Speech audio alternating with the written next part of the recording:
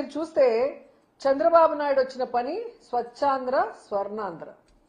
ఈ రాష్ట్రాన్ని స్వచ్ఛాంధ్ర స్వర్ణాంధ్ర చేస్తానంటున్నాడు.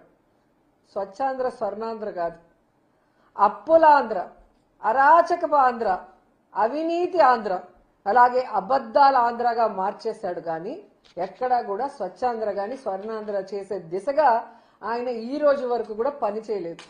అండ్ ముఖ్యంగా నగిరిలో వీళ్ళు ఒక కార్యక్రమం పెట్టారు. చంద్రబాబు నాయుడు 4 సార్లు ముఖ్యమంత్రి అయ్యాడు, కానీ ఈ 4 సార్లు ఆయన ముఖ్యమంత్రిగా ఉన్నప్పుడు ఒక్కటంటే ఒక్కటి కూడా చెప్పుకోవడానికి ఏ పని చేయలేదు. అందుకే ఏం చేస్తారు, ఆ మీటింగ్కి ఎదురుగా ఉన్న హాస్పిటల్ని, పేషెంట్లను కూడా బయటికి తరిమేసి క్లీనింగ్ చేశారు. అక్కడ వచ్చి ఆయన చెత్త ఊడుస్తాడని. మళ్ళీ ఆయనకు తెలుసుంటుంది ఈ నగిరి నియోజకవర్గంలో చంద్రబాబు నాయుడు ఏమీ చేయలేదు. వాళ్ళు ఎక్కడైతే కార్యక్రమం పెట్టారో 100 బెడ్డెడ్ హాస్పిటల్, అది రాజశేఖర రెడ్డి గారి హయాంలో పునాది వేసుకుంది.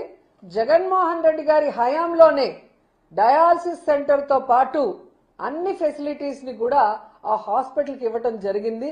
అక్కడికి వెళ్తే మనకు అవమానం తప్పదు అనుకొని అటు పక్క పోకుండా మీటింగ్లోనే కూర్చోవటం మనం అందరూ గమనించాల్సిన విషయం.